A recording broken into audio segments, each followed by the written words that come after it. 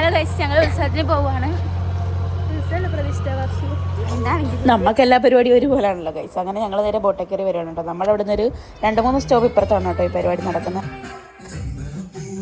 അങ്ങനെ നമ്മളിവിടെ വന്നപ്പോൾ ഗാനമേളം നടന്നുകൊണ്ടിരിക്കുവായിരുന്നു കേട്ടോ. അത് കഴിഞ്ഞ് കൈകൊട്ടിക്കളി ടീമുണ്ട് കേട്ടോ, 2 അത് കാണാനാണ് നമ്മൾ വന്നത്.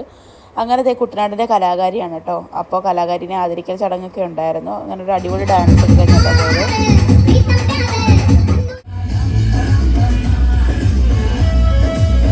അങ്ങനെ പിള്ളേരുടെ പരിപാടിയൊക്കെ തുടങ്ങി കേട്ടോ. സൂപ്പർ പരിപാടിയായിരുന്നു. നമ്മൾ എവിടെ ചെന്നാലും ഈ ഒരു സപ്പോർട്ട് എല്ലാവർക്കും കൊടുക്കാറുണ്ട് കേട്ടോ. ക്യാമറ കാണുമ്പോൾ ഇവളെ പോലെ അഭിനയിക്കാൻ വേറെ ആർക്കും പറ്റത്തില്ല ഗൈസ്. എന്താ ഒരു അഭിനയം.